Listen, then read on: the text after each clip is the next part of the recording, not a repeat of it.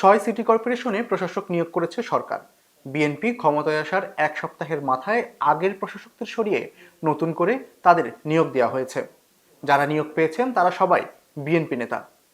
কেন তারা নিয়োগ পেলেন, কোন প্রেক্ষাপটেই বা পেলেন, এরকম নানা প্রশ্নের উত্তর নিয়ে আমার সঙ্গে হাজির হয়েছেন প্রথম আলোর জ্যেষ্ঠ প্রতিবেদক আরিফুর রহমান। আরিফুর রহমান, আপনাকে স্বাগতম। ধন্যবাদ।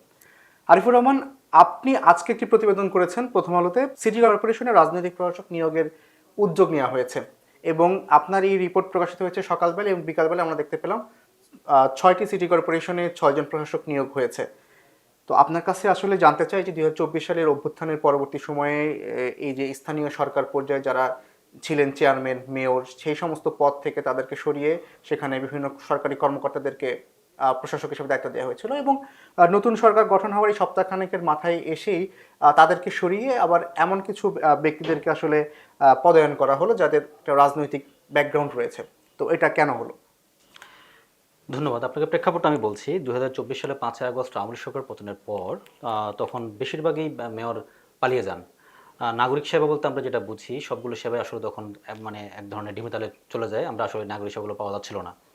তখন সরকার 2024 সালের আগস্ট মাসে সরকার অধ্যাদেশ জারি করলো এবং তখন এই যে সমস্ত জায়গায় প্রশাসক বসানো হয়েছে, মানে যেখানে আওয়ামী লীগ সরকারের মেয়ররা ছিলেন, সেটা সিটি কর্পোরেশনে, সেটা জেলা পরিষদ, উপজেলা পরিষদ, পৌরসভায়, সেখানে অধ্যাদেশ জারি করে সেখানে সরকারের তরফ থেকে আমলাদেরকে সেখানে বসানো হয়েছিল। ত্রয়োদশ জাতীয় সংসদ নির্বাচনের পর এক সপ্তাহ না যেতেই এখন নতুন সরকার আসছে। তারা এসে এখন সিদ্ধান্ত নিয়েছে যে না, এখানে যে আমলাদের দিয়ে চলছিল এতদিন ধরে, প্রায় তো 1.5 বছর ধরে আমলাদের দিয়ে চলছিল প্রশাসক, সে জায়গায় সরকার এখন সিদ্ধান্ত নিয়েছে যে না, আমরা এখন রাজনৈতিক যে নেতারা রয়েছেন তাদেরকে দিয়ে আসলে এই সিটি কর্পোরেশনগুলো এখন পরিচালনা হবে। আপনি জানেন যে সারা বাংলাদেশে এখন 12টি সিটি কর্পোরেশন রয়েছে। এর মধ্যে আদালতের আদেশে এইমাত্র একটি মাত্র city corporation, Chittagong city corporation, সেখানে একজন রাজনৈতিক নেতা রয়েছেন, বিএনপি দলের নেতা শাহাদ হোসেন, তিনি এখন দায়িত্ব পালন করছেন মেয়র হিসেবে। বাকি 11টি সিটি কর্পোরেশনে এতদিন ধরে আমলাদের মাধ্যমে পরিচালিত হয়েছিল, মানে হচ্ছে প্রশাসকের মাধ্যমে। আজকে প্রাথমিকভাবে 6টি সিটি কর্পোরেশনে সরকারের প্রজ্ঞাপন জারি করেছে স্থানীয় সরকার মন্ত্রণালয় থেকে যে এখানে রাজনৈতিক নেতাদের মাধ্যমে, যারা সবাই আমরা যতটুকু জানতে পেরেছি দেখেছি যে তারা সবাই হচ্ছে বিএনপি নেতা, তাদেরকে মূলত দায়িত্ব দেওয়া হয়েছে।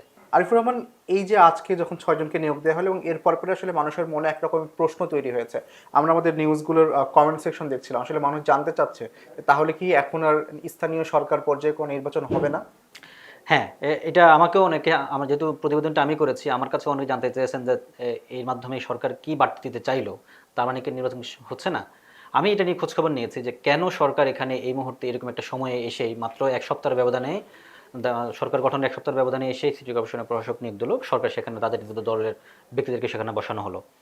সরকার যেটা মনে করছে যে এখানে যে 6জনকে আজকে নিয়োগ দেওয়া হলো, এর মধ্যে আপনি দেখবেন যে 2জন হলো এবারে ত্রয়োদশ জাতীয় সংসদ নির্বাচনে তারা অংশগ্রহণ করেছেন, তারা 2জন তারা হেরেছেন। খুলনা সিটি কর্পোরেশনের জায়গায় প্রশাসক নিয়োগ দেওয়া হয়েছে এবং ঢাকা উত্তর সিটি কর্পোরেশনের জায়গায় প্রশাসক দেওয়া হয়েছে, 2জনে এবার নির্বাচনে হেরেছেন। সরকারের তরফ থেকে যেটা বলা হয়েছে যে নাগরিক সেবা পেতে এখন যে ভোগান্তির শিকার হতে হয়, রাজনৈতিক নেতারা আসলে স্বাভাবিকভাবে এই যে ভোগান্তিটা চলছে এখানে কাদের গতিটা বাড়ানোর জন্য মূলত সরকারের তরফ থেকে বলা হচ্ছে যে তাদের রাজনৈতিক নেতা এখানে নিয়োগ দেওয়া হয়েছে। আসলে একজন আমলার পক্ষে এতগুলো কাজ, তার যে মূল দায়িত্বের পাশাপাশি তাকে প্রশাসক নিয়োগ দেওয়া হয়েছিল, এই মূল কাজটা যাতে তিনি করতে পারেন সেজন্য তাকে তার জায়গায় নিয়ে যাওয়া হয়েছে। প্রশ্নটা হচ্ছে তাহলে কি নির্বাচন কি হবে? দায়িত্ব নেওয়ার পর প্রথম দিনেই মির্জা ফখরুল ইসলাম আলমগীর, যিনি স্থানীয় সরকার মন্ত্রণালয়ের মন্ত্রী এবং বিএনপি দলের মহাসচিব বটে, তিনি ঘোষণা দিয়েছেন যে যত দ্রুত সম্ভব সিটি কর্পোরেশন সহ জেলা পরিষদ, উপজেলা পরিষদ এবং পৌরসভা গুলোতে নির্বাচন হবে। তো সেই দ্রুত সম্ভব বলতে আসলে কতটুকু সময়? আপনি জানেন যে অন্তর্বর্তী সরকারের সিদ্ধান্ত নিয়েছিল যে আমাদের স্থানীয় নির্বাচন যেগুলো হয় সেগুলোতে দলীয় প্রতীকের একটা অধ্যাদেশ সরকার জারি করেছিল। এটা কিন্তু সংসদে পাশ হতে হবে, যেহেতু অধ্যাদেশ এটি সংসদে আইন আকারে পাশ হওয়ার পরে গিয়ে দলীয় প্রতীকের নির্বাচন হবে নাকি অন্য কোনো ইয়েতে নির্বাচন হবে, সেটা একটা সিদ্ধান্তের বিষয় আছে। সংসদ যেহেতু 12ই মার্চ বসার একটা কথা রয়েছে, সংসদের অধিবেশনে যদি এই অধ্যাদেশটি পাশ হয় তারপরে সরকার সিদ্ধান্ত নেবে যে না, এটি দলীয় প্রতীকে একটু সময় লাগবে, একটা প্রক্রিয়ার মাধ্যমে সরকার যেতে হবে। সেক্ষেত্রে 4 মাস 5 মাস সময় লেগে যেতে পারে সিটি কর্পোরেশন নির্বাচন করতে। এই যে এই সময়টা 4 মাস বা 5 মাস, এই সময়টা সরকার চাইছে যে তার দলের নেতাদের মাধ্যমে এই সিটি কর্পোরেশন পরিচালনা করার ক্ষেত্রে। আচ্ছা। নির্বাচন হবে, একটু সময় লাগবে। সময় লাগবে। আচ্ছা, আপনার কথাতে আসলো যে হচ্ছে যে ৬ জনকে নিয়োগ দেওয়া হয়েছে সেখানে ২ জনের ব্যাকগ্রাউন্ড হচ্ছে তারা ২ জন সম্প্রতি যে ত্রয়োদশ জাতীয় সংসদ নির্বাচন হচ্ছে সেখানে তারা অংশ নিয়েছিলেন এবং তারা সেখানে পরাজিত হয়েছেন। তো বাকি ৪ জন তাদের ব্যাকগ্রাউন্ডটা কি? আর এটা একটা প্রশ্ন। আরেকটা প্রশ্ন হচ্ছে যে এই যে তারা যে পরাজিত হলেন এবং পরবর্তীতে তারা এই প্রশাসক হিসেবে নিয়োগ পেলেন, এটা আসলে তার দলীয় কোনো সিদ্ধান্ত কিংবা দলীয়ভাবে তাদেরকে পুরস্কৃত করা হলো কিনা কোনোভাবে? এটা আমি খবর নিয়েছি আজকে স্থানীয় সরকার মন্ত্রণালয় এবং বিএনপি যদি সরকার যারা পরিচালনা করছেন তাদের নীতি নির্ধারণ পর্যায়ে বিভিন্ন জায়গায় আমি খোঁজ খবর নিয়েছি। বিষয়টা হলো যে এখানে যে ৬ জনকে আজকে দেওয়া হয়েছে এবং আগামী কয়েকদিনের মধ্যে আপনি দেখতে পাবেন যে অন্য সিটি কর্পোরেশনগুলোতেও তারা প্রশাসক নিয়োগ দেবে, তারা রাজনৈতিক দলের ব্যক্তিরাই সেখানে আসছেন বা আসবেন। এরা সবাই বিএনপি দলের দীর্ঘদিনের তারা রাজনীতি পোড়খাও রাজনীতিবিদ তাদের ভাষ্যমতে, এবং তারা মানে এখানে সবাই বিএনপির হেভিওয়েট মানে নেতা। একজন তো ঢাকা দক্ষিণ বিএনপির এই মুহূর্তে দায়িত্বে আছেন, শফিকুর যিনি ঢাকা উত্তরে আছেন তিনি একটা বড় দায়িত্বে আছেন বিএনপির। সো এখানে যারা আছেন সবাই বিএনপির বড় নেতা হিসেবেই আছেন, এবং বলা হয়ে থাকে যে কেন তাহলে তাদেরকে দেওয়া হলো, যে এরা যেমনটা বলছিলাম আমি যে এই দুজন এবার নির্বাচনে তারা হেরেছেন, স্বাভাবিকভাবেই সরকার মনে করছে যে না তারা যেহেতু হেরেছেন তাদেরকে একটা রেওয়ার্ড দেওয়া দরকার আছে। এবং অন্য যে ৪ জন আছেন তারাও কিন্তু দীর্ঘদিন ধরে বিএনপি দলের সঙ্গে আছেন, তারাও দীর্ঘদিন ধরে কোনো পদে নেই বা কিছুতে নেই। সেজন্য সরকার চেষ্টা করছে বা মনে করছে যে যে সময়টা নির্বাচন হবে তার আগ সময় যে ৪ মাস বা ৫ মাস সময় আছে, এই সময় মধ্যে তাদেরকে একটা অ্যাওয়ার্ড দেওয়ার জন্য, পুরস্কৃত করার জন্য। একই সময়ে বা একই সঙ্গে তাদের আরও একটা সিটি কর্পোরেশন কীভাবে পরিচালিত হয় এই সম্পর্কে একটা অভিজ্ঞতারও দরকার আছে বলে সরকার মনে করছে, যে তারা একটা অভিজ্ঞতা অর্জন করুক। সামনের দিনগুলো যদি কোনো নির্বাচন হয় বা কোথাও কোনো পদে দাঁড়াতে হয় সেক্ষেত্রে এই অভিজ্ঞতাগুলো তাদের কাজে লাগবে বলে সরকার মনে করছে। আচ্ছা, তো এই যে ১২টি সিটি কর্পোরেশনের মধ্যে ইতিমধ্যে চট্টগ্রামের একজন ছিলেনই এবং পরবর্তীতে এখন ৬টিতে দেওয়া হলো, আর বাদ বাকিগুলো তো খুব শীঘ্রই দেওয়া হবে, আপনার বক্তব্যে আমরা জানলাম। তাহলে এই সবগুলো সিটি কর্পোরেশনের নির্বাচন কি তাহলে একসঙ্গে হচ্ছে কিনা? এখানে ৩টি সিটি কর্পোরেশনের মেয়াদ আজকে এবং কালকে এই সময়ের মধ্যে শেষ হয়ে যাচ্ছে।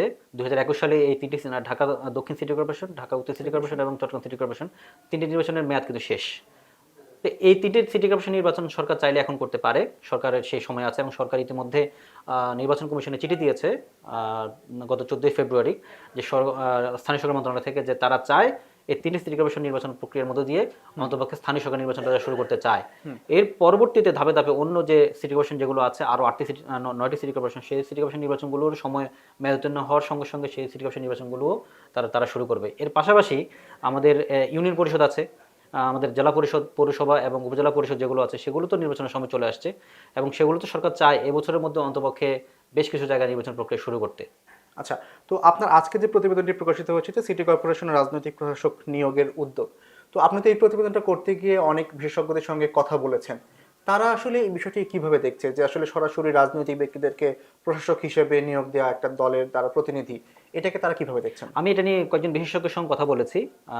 তাদের বক্তব্যটা যেটা তারা বলছেন সেটা হলো যে এখানে রাজনৈতিক যে প্রশাসক বসানো হচ্ছে, স্বাভাবিকভাবেই তারা একটা রাজনৈতিক দলের সঙ্গে আছেন, তাদের রাজনৈতিক দলের নেতাকর্মীরা আছেন, স্বাভাবিকভাবে তারা লম্বা সময় পর তারা দায়িত্বে ক্ষমতা এসেছেন, স্বাভাবিকভাবে তাদের অনেক চাওয়া পাওয়া থাকবে, অনেক তাদের ফায়দা লুটার একটা বিষয় থাকবে, তারা অনেক কাজের জন্য তাদের প্রশাসকের কাছে তারা যাবেন। সেক্ষেত্রে এই যে একটা ফায়দা লুটার একটা সময় তারা চাইবেন, স্বাভাবিকভাবে প্রশাসক চাইবেন তাদেরকে কাজ দেওয়ার জন্য, এই কাজ দিতে গিয়ে নানা ধরনের অনিয়ম তৈরি হবে। তো সেই জায়গায় যেটা বিশেষজ্ঞরা বলছেন যে না, যেহেতু ইতিমধ্যে ৩টি সিটি কর্পোরেশনের মেয়াদ শেষ হয়ে গেছে, সরকার উচিত হচ্ছে এই মুহূর্তে নির্বাচনটা দিয়ে দেওয়া। নির্বাচনের মাধ্যমে একজন মেয়র আসবেন, নির্বাচিত বা জনপ্রতিনিধি মেয়র আসলে হচ্ছে তিনি তার মতো করে কাজটা স্মুথলি নিয়ে যেতে পারবেন। এখন যিনি আসছেন তার তো কোনো জবাবদিহি বা দায়বদ্ধতার জায়গাটা খুব একটা নাই, কারণ তিনি অল্প কিছু সময়ের জন্য এখানে প্রশাসক হিসেবে বসছেন। পাশাপাশি এই যে তার জবাবদিহির জায়গাটা খুব কম থাকবে, স্বাভাবিক তিনি তার মতো করে একটা কোরাম তৈরি করার চেষ্টা করবেন এই সময়ের মধ্যে। স্বাভাবিকভাবে এই যে একটা ক্ষমতার ভারসাম্যহীন একটা তৈরি হবে, এই জায়গাটা নিয়ে বিশেষজ্ঞদের একটা প্রশ্ন যে এই যে নতুন করে একজন প্রশাসক বসানো হয়েছে, তিনি অল্প দিন পরে সেখানে আরেকজন মেয়র আসবেন, একটা ক্ষমতার একটা দ্বন্দ্ব তৈরি হবে এখানে। তার চেয়ে সরকার উচিত হবে এই মুহূর্তে যে এখানে প্রশাসক না বসিয়ে সেখানে দ্রুত নির্বাচন দেওয়াটা জনপ্রতিনিধিকে নিয়োগ দেওয়া। ধন্যবাদ আরিফুর রহমান। বেশ কিছু প্রশ্নের উত্তর আমি পেয়েছি, আশা করব দর্শকরাও তাদের মনে থাকা যে প্রশ্ন স্থানীয় সরকার নির্বাচন নিয়ে এবং এই যে প্রশাসক নিয়োগ নিয়ে তারা সেই প্রশ্নের উত্তরগুলো তারা পেয়ে গেছেন। আপনাকে অনেক ধন্যবাদ। ধন্যবাদ আপনাকেও। দর্শক, নতুন প্রশাসক নিয়োগের নানা বিষয় নিয়ে আমরা কথা বলছিলাম। আমরা আপনাদের সামনে আবারও হাজির হব নতুন কোনো বিষয়ে কথা বলতে। সে পর্যন্ত ভালো থাকুন, নিরাপদে থাকুন আর প্রথম আলোর সঙ্গে থাকুন।